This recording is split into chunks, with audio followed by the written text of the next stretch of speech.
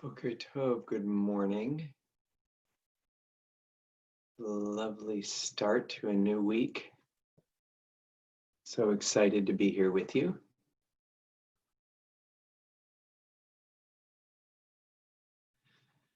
To find our first steps in this new week. First steps, as we'll say, in this new month as well.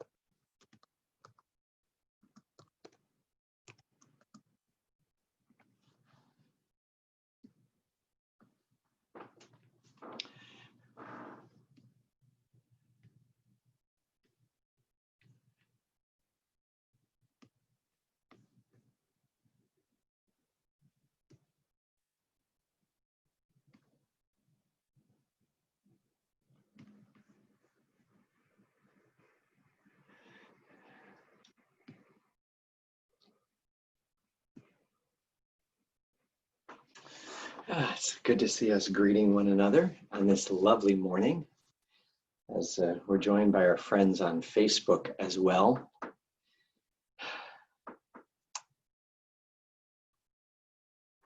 I hope everyone had a wonderful Shabbat, a time of rest, a time to be strengthened and refreshed, a time to experience having a neshama yetera, having an additional soul, feeling, wow, my soul is not alone, that in fact there is a connection that we have with Shabbat and with one another. And that gives us the chance to say, now it's time, Boker Tov and Chodesh Tov, and wishing each of us a good morning and a good new month of Sivan from Temple Sinai Congregation of Toronto. It's wonderful to be back here on the Sinai streams. Temple Sinai is daily opportunity for all of us who wish to have an opportunity to reflect, to connect, and to remember. Yishar Koach to Rabbi Jordan Shaner, to my colleague for his leadership in the last 3 days of this past week. And I'm pleased for us to be back here again this morning together, so that we might begin this week and begin this day, as it is the first day today of Sivan, of the new month of Sivan. And we have the privilege of beginning it together with prayers that remind us of our being body and soul and mind all together. And so please join with me in this prayer Asher Yatzar, that celebrates the wonder of the creation that is each and every human being. It's quite appropriate and significant that this prayer celebrates Adam, mortal beings, humans, not members of one particular group or another, but celebrates the wondrous fashioning that all of us share. Please join with me. Blessed eternal God, creator of the universe, you have fashioned our bodies with wisdom, creating within us a finely balanced network. To stand before you in prayer is itself a fragile miracle. Eternal God, we praise you as the healer of body and spirit. Oh, may this be a time of profound healing and strengthening as we turn to the gift of the mind. Again, a human treasure, and Torah, a special gift to the people of Israel. Yes, we share it with humanity, but the obligation la'asok, to deepen our engagement and ourselves in Torah, in doing so, to show gratitude to the generations that have come before us and to pay it forward to the generations yet to come. All of those together are represented, exemplified, described in our blessing for Torah study. And so let's join together in the blessing in Hebrew. Baruch atah Adonai, Eloheinu melech haolam, asher kidshanu b'mitzvotav v'tzivanu la'asok b'divrei Torah.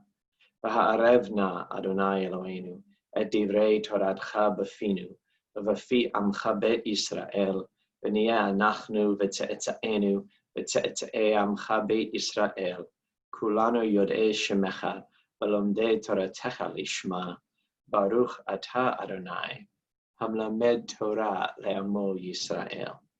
We bless and acknowledge God as teacher, as the teacher of Torah to the people of Israel. And from our Torah, we turn now to the words of Shema, these words that call upon us with our hearts to be an ed in these last two letters, to be a witness to the wonders in our world. In the second letters of Shema and Echad, we have the word moach, to do so not merely with our heart, but with our mind. And in those first letters of Echad and Shema, we have the word esh, flame, for that sense of passion and enthusiasm that we can bring every day to being witnesses to the holiness and the potential in our world that we can actualize as we act in God's name. Join with me in the Shema.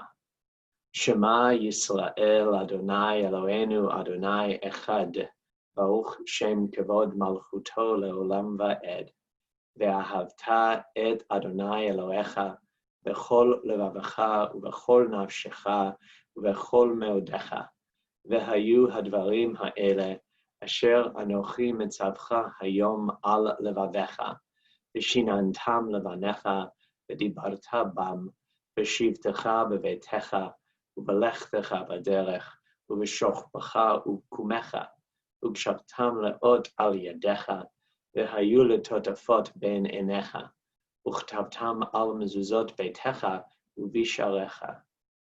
Vayomer Adonai El Moshe Lemor, Daber El Bnei Yisrael Ve'amarta Alehem, V'asu Lahem Tzitzit, Al Kanfei Vigdeihem Ledorotam, V'natnu Al Tzitzit HaKanaf Betil Techelet, Vaya lachem letzitzit, uleitem oto, uschaltem et kol mitzvot Adonai v'asitem otam, v'lo taturu acharei levavchem ve'acharei einechem, asher atem zonim achareihem.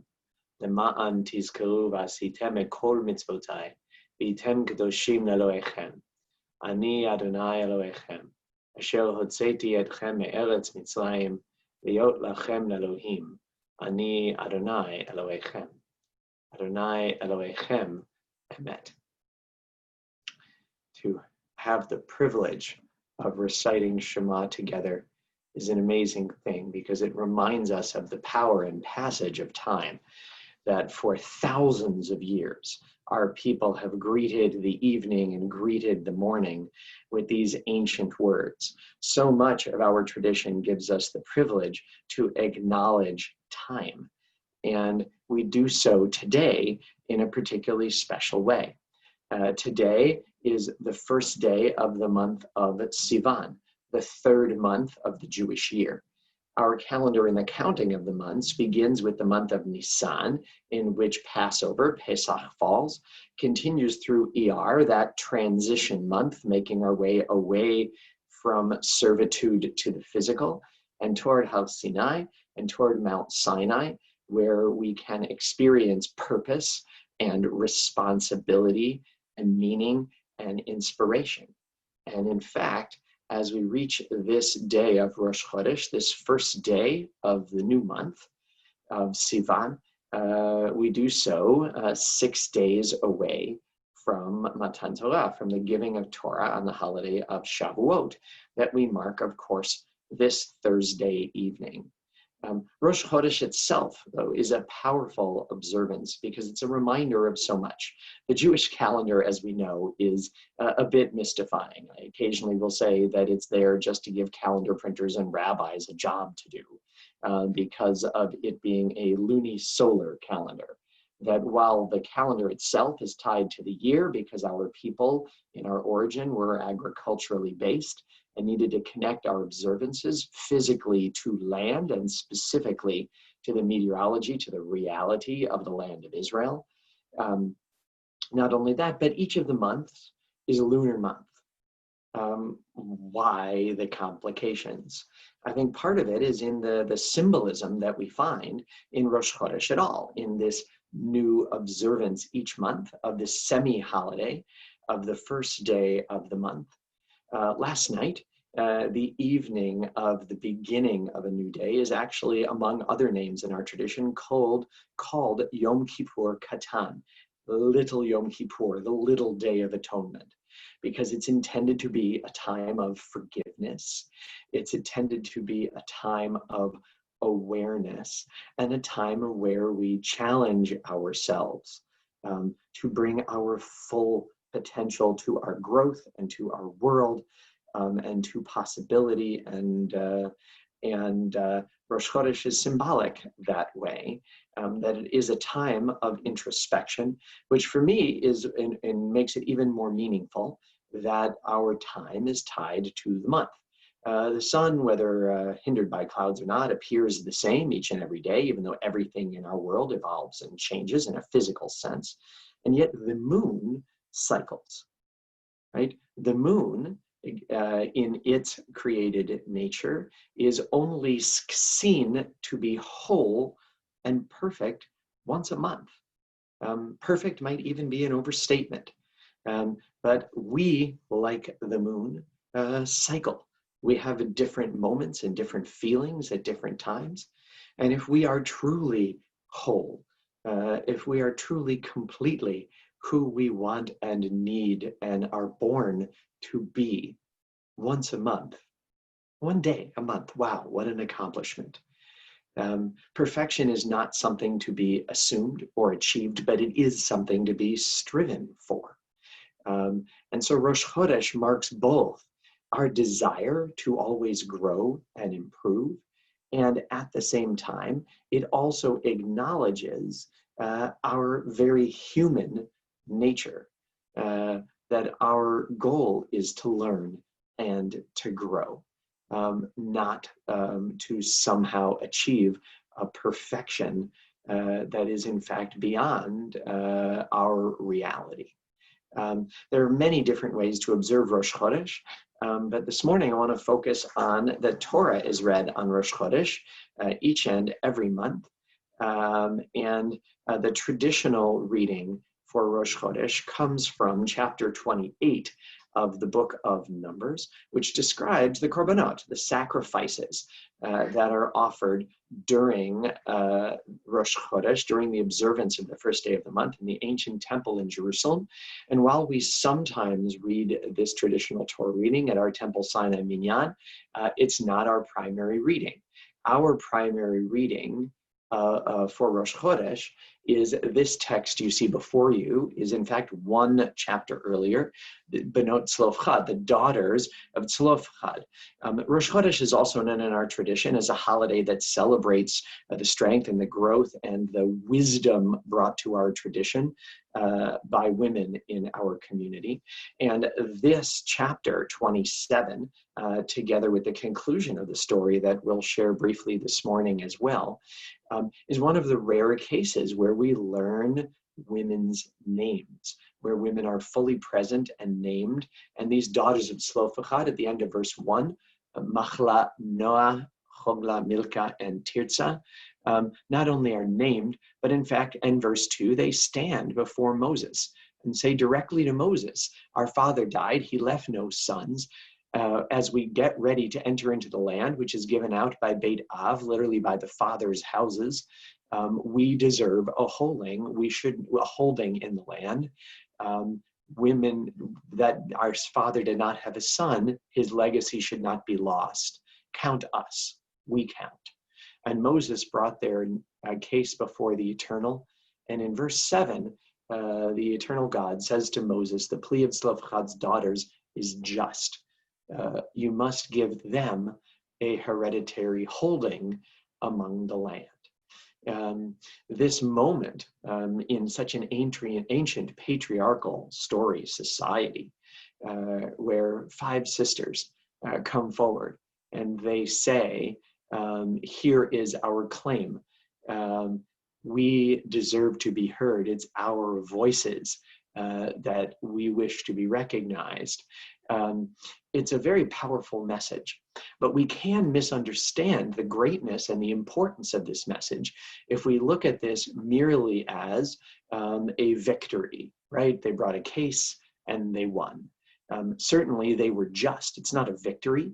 It's about justice. But the end of this story, which this is what we read on Rosh Chodesh, but in chapter 36 of the book of Numbers, we find as the people enter into the land that we read the end of the story, and that the tribes that descended from Joseph, they come forward and realizing that in the ancient times, even with the Jubilee year, that when women married in this ancient society, that the land that they inherited was transferred to their husband. And so the tribe descending from Joseph is concerned that should the daughters of Tzlofachad marry members of a different tribe, that even at the coming of the Jubilee year, that the allotted portion of the larger tribe will be diminished. And they bring their case. And as you can see in verse 5, Moses is told by the eternal God, the plea of the Josephite tribe is just as well. Again, this is not about victory or loss, but about finding justice, and perfect justice, where it's a win for everyone, is not so simple in our world. And so God commands that concerning the daughters of Tzlofachad in verse 6, they may marry anyone they wish, itself a powerful statement, provided they marry into their ancestral clan so that the land is not lost to the clan. They're called upon to balance their own desires and needs with the needs and the just requirements of a larger tribe. And so as you can see in verses 10 and 11 of chapter 36, the daughters of Tzlofachad did as the eternal God had commanded Moses. And look, here we get their names again. Machla, Tirzah, Hogla, Milcah, and Noah. Tzlofachad's daughters were married to their cousins. Again, something that today is not common, but speaks back then not to issues of who can marry whom in some table of relationships, but something more important that says that as we strive for justice, we must be willing to give and receive. That the daughters of Tzlofachad are a powerful example, because so often people we're tempted to put forward a desire for justice as a desire for victory. For everything to go our way. Well, to have a moment where even many things go our way is an amazing thing. But it's not about what percentage of things are going our way. It's about our ability, our desire, our commandment to seek justice and pursue it. And the daughters of Tzlofachad show as much as any figure in all of Torah, that they understand the principle of justice, that they are willing to go anywhere and anything to do what is right for their family. And at the same time, they're also willing to accept responsibility and seek a justice that is true, not merely one that might be pleasant or positive for them. So I'm very proud that on Rosh Chodesh, we read not merely occasionally the Korbanot, the ancient sacrifices in the temple in Jerusalem, but we mark the reality of Rosh Chodesh for its challenge of acknowledging the contribution of all Jews, regardless of sex and gender, that it echoes our people's ethos, our people's moral desire for true justice.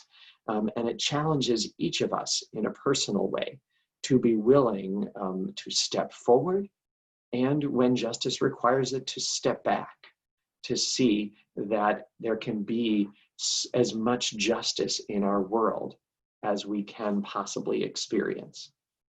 It's welcoming the holy into the world when we make room for justice.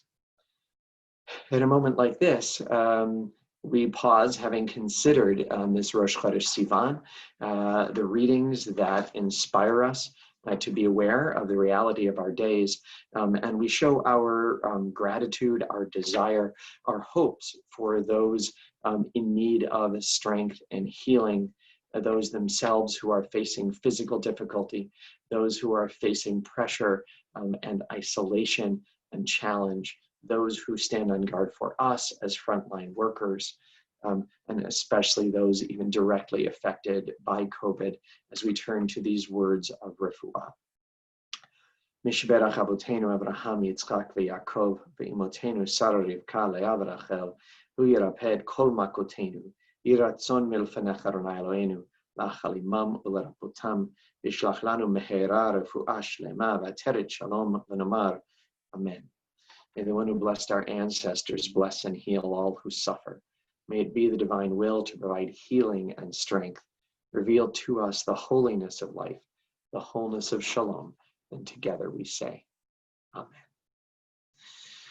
Having had this opportunity to connect and reflect, we now take a moment to remember as we acknowledge those in our families, those in our community, in our circle of friends who died in the period of Shloshim, the past 30 days, those who died at this season in years past on your site, and those whom we take into our hearts with our own.